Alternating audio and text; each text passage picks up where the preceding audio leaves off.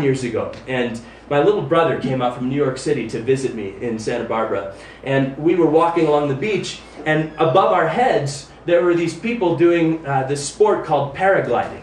I don't know if any of you know about paragliding, but basically it looks like a parachute, and so you figure these people should be falling down, but instead of falling down, they're just flying around, because it's not actually a parachute, it's literally a wing. And so we were walking along and we watched these people just flying back and forth overhead, and we were wondering why don't they fall down, and we asked someone, what are they doing? And the people on the beach said, oh, that's paragliding. And my brother and I, there's something inside of us that went, man, we gotta try that. And so we went home, and this was, I guess, like I said, 9 or 10 years ago, and this was back when phone books mattered, and so I looked up paragliding in the phone book, and I found a paragliding school there in Santa Barbara. And we called the guy and he said, yep, $150 a person, I will train you and you will be flying by tomorrow afternoon. And so my little brother and I went out to that place early in the next morning, 6:30 in the morning, paid our money, and this guy taught us about this. You have this gigantic kite. It's literally a kite with strings that attach to a harness you're wearing, and you pull it up over your head, and then it's twisted like this, and you kind of turn around like this, and then you run, and jump off a cliff. And so my brother and I, we spent the first 4 hours doing this part. I think I'll put it back down. I mean, again and again, but finally, I just remember it like it was yesterday. That first moment of finally pulling this thing up and turning around and having the courage to walk, run, and then I remember that first moment where my feet were no longer, I was doing like the cartoon, running and everything, and I'm flying out over the sky and just watching the ground grow distant from me. It was an amazing sensation. And in a sense, that's what it's like for you and I when we take a journey of faith following Jesus. We're putting our trust in Him. He has demonstrated that He's trustworthy. He has demonstrated that He is able to carry us. And in a sense, with this paragliding deal, these strings and this kite and this harness had demonstrated that they're able to carry me. And I took that leap forward, literally. For some of us, it's time to consider what kind of a step of faith Jesus might want to be calling us on. I want to jump back into this story with Peter and Jesus out on the blue there that night. In verse 29, it continues. Well, we'll just jump back. Jesus said to him, come. And then Peter got down out of the boat, walked on the water, and came toward Jesus. But when he saw the wind, he was afraid. And beginning to sink, he cried out, Lord, save me! And immediately Jesus reached out his hand and caught him. You have little faith, he said. Why did you doubt? I love what I see Peter doing here. And it's pretty amazing, isn't it? Isn't it pretty amazing? It's a fascinating thing to imagine that this man actually walked on water. We talk about the story as Jesus walking on water, and that is miraculous, and it's great. But what's also miraculous and great is that a guy like Peter can walk on the water. Because Peter's a guy like you and I, an ordinary guy who's just simply saying yes to Jesus. You need to take this to heart. When you say yes to Jesus, the miraculous becomes possible. When you say yes to Jesus, the extraordinary becomes your reality rather than just the ordinary. He adds the super to your natural. And so when you say yes to Jesus, who knows what good might come? What things might begin to open up that you couldn't even conceive of before. Peter took steps on the water. We don't know how many. It could have been 10 or 15. It could have been 3 or 5. It doesn't say how many steps, but he did it. He walked on that water. But catch this. What made it possible for him to walk on the water was having his eyes fixed on Jesus. When he had his eyes fixed on Jesus, he was able to walk on water. He was able to do the miraculous and walk on water. But when he saw the wind, that's when he began to sink. When his attention shifted, where he was no longer focusing in on Jesus. He was now focusing in on the problems and the circumstance and the situation and the difficulties. That's when he began to sink, when he sees the wind.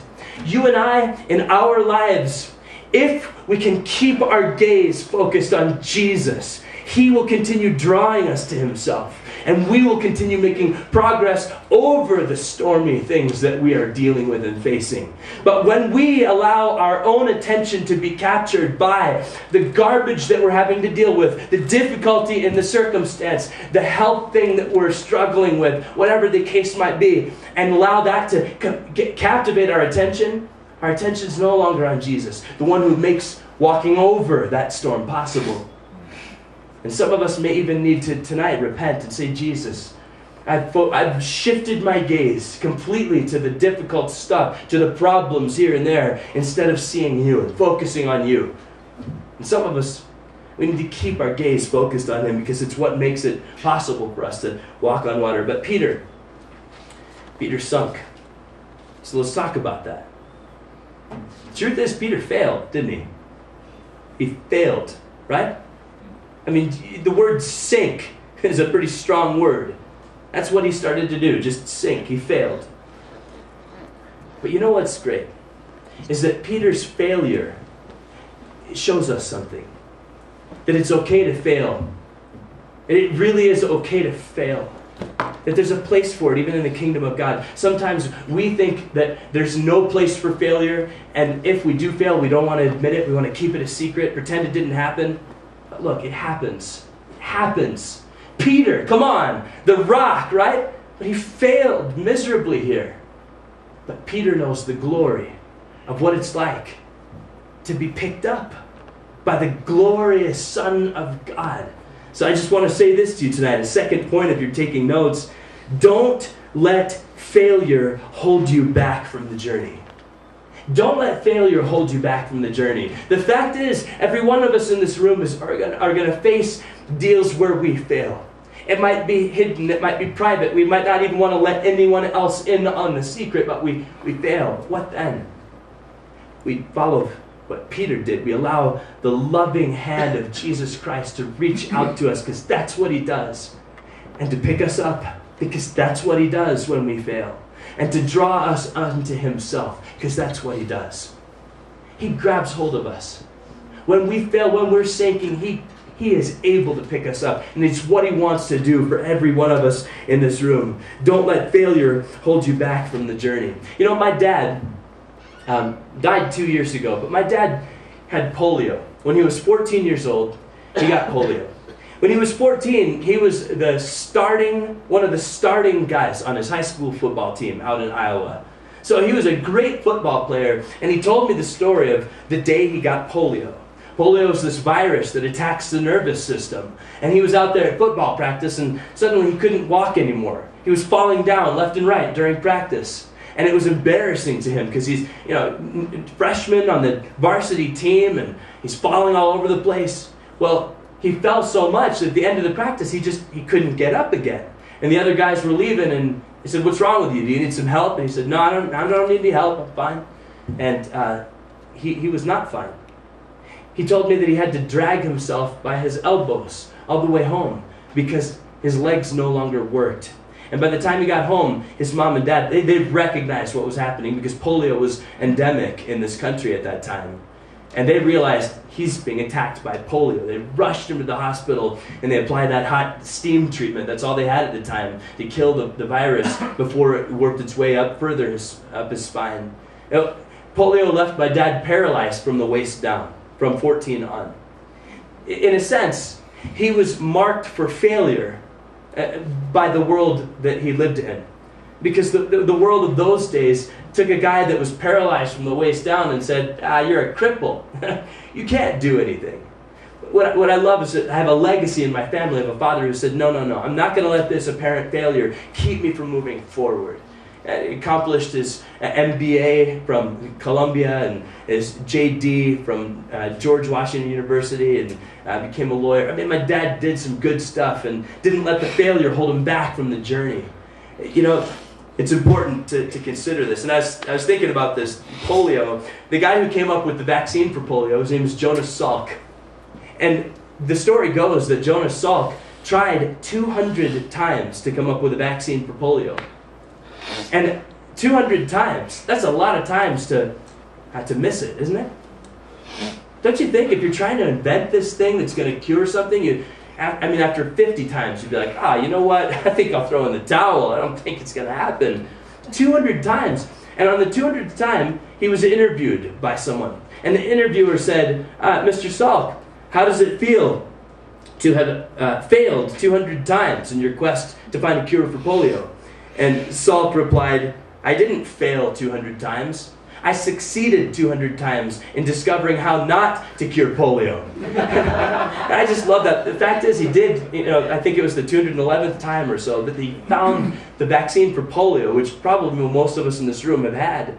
And I love that story, just the persistence of not allowing failure to hold us back from the journey, but to keep moving forward. I'd rather be a failed water walker any day than just a boat bum like the other guys in the boat.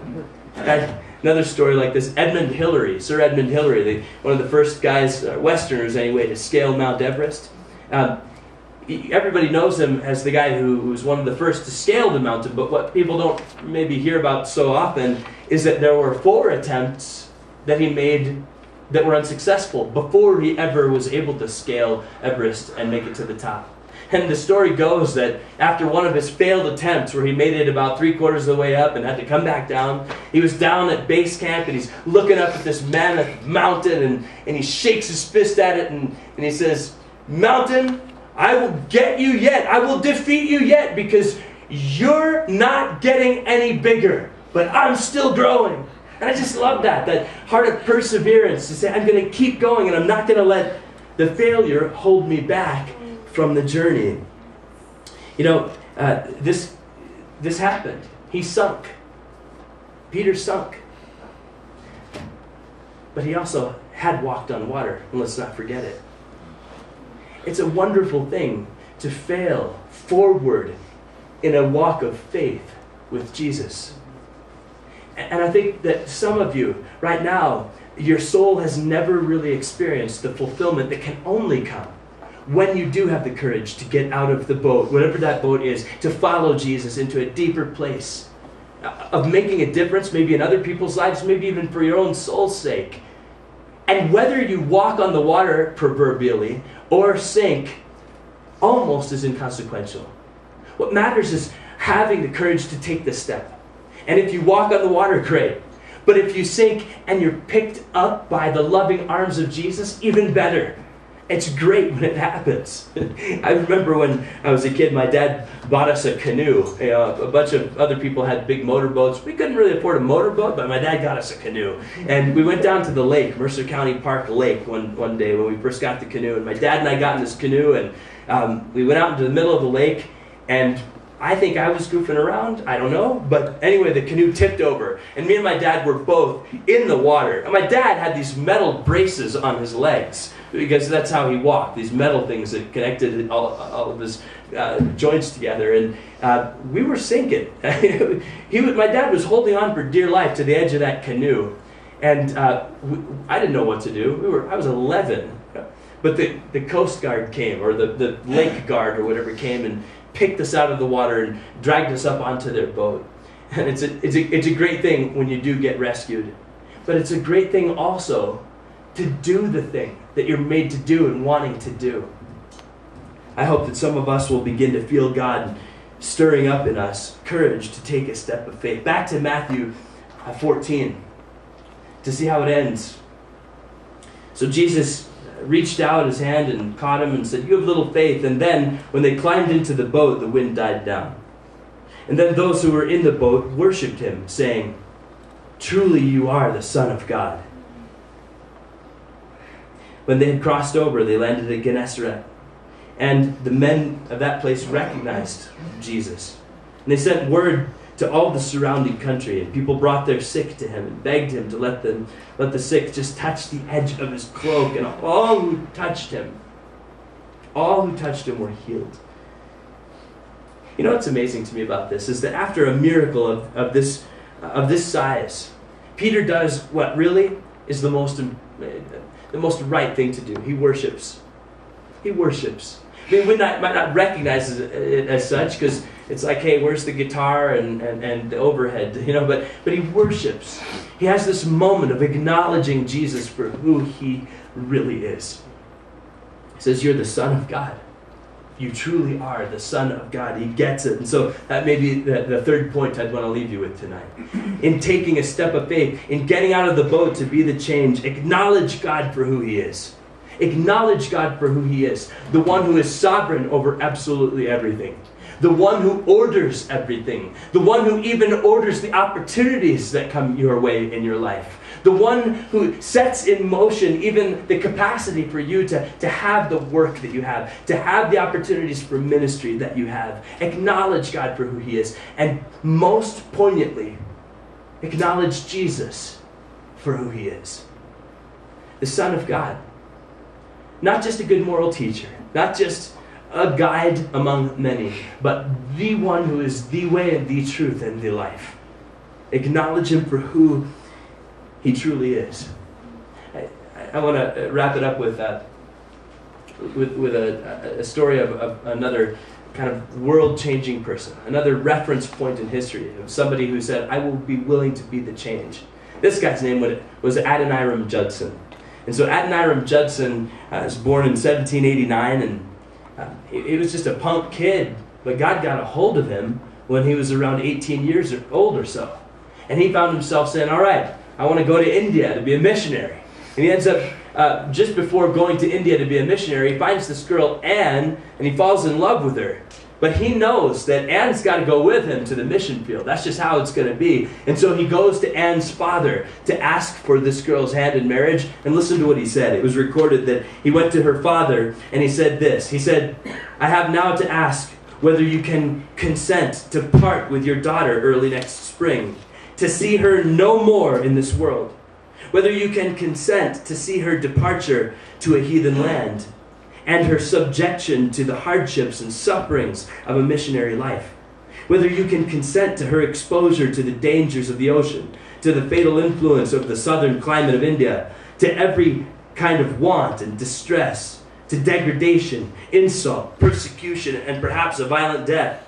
Can you consent to all of this for the sake of the perishing immortal souls in India, for the sake of Zion and the glory of God? Can you consent to all this in the hope of soon meeting your daughter in the world of glory, with a crown of righteousness brightened by the acclamations of praise which shall redound to her Savior, from heathens saved through her means, from eternal woe and despair? Yeah, that's pretty hardcore. No, you may not have my daughter's hand. That's what you have planned? No. But they did. They got married. They went to India. But as soon as they got to India, I mean, this is in a day in time when it took 3 months to get to India by ship. They get to India, and the English governors there didn't want these zealous missionaries in their territory, because it would mess up their capitalist exploits that they were engaging in. So they kicked them out. Adoniram and his wife that had sailed all the way to India to serve God were deported from India almost as soon as they got there. Well, they weren't going to go home. Adoniram said, well, fine, we'll just go to the next nearest place. And they went to Burma, down just below China, near Thailand. They went to Burma, and they began serving God there. After they had been there just about a year, Adoniram got thrown in jail. And for 3 years, Adoniram's in jail, and his wife Anne and their daughter are out there in the community on their own. Well, Anne, his wife, learned Burmese. And she translated the Gospel of Matthew into Burmese, the very first translation of the Scriptures into that language, done by this woman, Anne Hazeltine Judson. She did it. Well, meanwhile, Adoniram's over in jail for 2.5, 3 years, and he learns Burmese while he's in jail. And so he comes out, and as soon as he gets out of jail, happy reunion with his wife. But after a month and a half, his wife dies. His daughter dies. He buries them both. He's immediately sacked with depression, to have lost the love of his life and his firstborn child. But God raises him out of that depression, that darkness. God raises him out of that place and reminds him, look, your wife gave of herself to see the beginning of the translation of the Scripture here. and said to him, "You complete it." And so Adoniram Judson finished the translation and did the first translation of the whole Bible, Old Testament and New, into the Burmese language. By the time he died, there were 7,000 people in Burma that had become Christians just under his personal ministry. It's an incredible legacy of somebody who said, "God, I will be the change." But talk about a step of faith. I'm just praying and hoping that some of us will have the courage that it will take to take a step of faith and to not let the failure hold us back. You know, I took my boys out one time with me when I was going to go paragliding. There's a small mountainous area near my house where I could go paragliding. And I took my boys there, and they watched me go up, and the mountains kind of form a little bowl. And there was one peak here and one peak here and a canyon in between. And I hiked up here, and I planned to launch from here. Just when I launched, my boys were down here watching me, just when I launched, the wind changed, and instead of going this way, it suddenly started blowing this way. And it whipped me sideways across this canyon. I wasn't flying, I was just simply being thrown across this canyon about 150 feet until I smashed into this pile of boulders on the other side of the canyon, and my wing collapsed into the shrubbery there. If I hadn't had a helmet on, I probably would have died, just because of the impact. But I was standing there on that hillside, and my boys were yelling up at me, "Dad, are you okay? Dad, are you all right?" And I could barely talk. I was so shaken up. But I knew what I had to do. And I gathered up my wing, and I packed it all together, and I went back to the launch, and immediately I got my wing up in the air and launched out into the sky again to fly. I knew that I had to do that, because if I didn't, the fear of the failure that I had just gone through would have paralyzed me from ever wanting to do this thing again that I really enjoy doing. And I'm grateful that God gave me the ability to do that, to not let the failure hold me back. Just Friday, this past week, I was flying in Lake Elsinore. It's a beautiful place to go flying, and for about 2 hours, I'm just flying in the skies at just under 4,000 feet. At one of the most beautiful places to paraglide in Southern California, and just enjoying this rich, beautiful moment of flying there peacefully and quietly throughout the skies with these falcons and hawks coming up alongside of me in the sky, and just thanking God for the beauty of this creation, the mountains and the lakes, and remembering in that moment that God gave me an opportunity to fail, but to recover from that failure and continue moving forward. And it's like that in our journey of faith. We need to be able to experience Jesus picking us up when we have moved forward in faith and have begun to fall. He will pick us up. Because further down the road, there are higher heights. There are deep places with the Lord that yet await every one of us. And it's worth continuing on in faith for those things. I believe that the worship team is going to come on back, and Brett, Pastor Steve, and at this time the worship team can come on back. And I'd just encourage you tonight to be praying and asking the Lord, what is the boat that I need to be watching out for getting too comfortable in? And what would be the specific way that you would want me to step forward in faith, God? That's worth praying. And so tonight, I'd encourage you to pray that way as we wrap our time up.